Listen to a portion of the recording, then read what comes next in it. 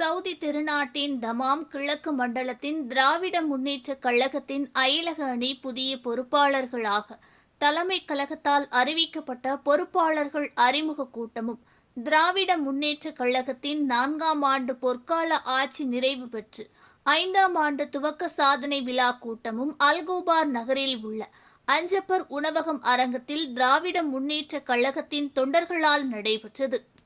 இதில் தமாம் அயலக அணி அமைப்பாளர் எஸ்.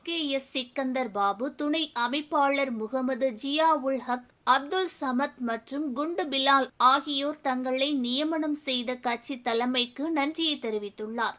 மேலும் இக்கூட்டத்தில் ஷலாஹுதீன், ஃபரிதா, சத்தியமூர்த்தி, வினோத், நிஷாத், அஜ்மால், சதீஷ், மொஹிதீன் பாஷா, சையத் ரியாஸ், சயித் இஸ்மாயில், முக்தார் அலி, ஷாகுல் ஹமீத், ஷைக் அப்துல் காதிர் உள்ளிட்ட ஏராளமான கழக உடன்பிறப்புகள், மனிதநேய மக்கள் கட்சியின் கிழக்கு மண்டல தலைவர் அப்துல் அலீம் சித்திக், டான்ஃபா அப்துல் சத்தார், தொழிலதிபர் உமாசங்கர், திருமதி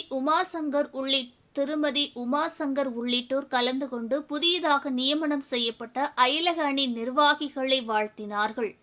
ஓகே ஃப்ரெண்ட்ஸ், இது போன்ற நியூஸ்களை உடனுக்குடன் தெரிந்து கொள்ள எங்கள் ரேஸ் தமிழ் சேனலை லைக் பண்ணுங்க, ஷேர் பண்ணுங்க, கமெண்ட் பண்ணுங்க, மறக்காம சப்ஸ்கிரைப் பண்ணுங்க.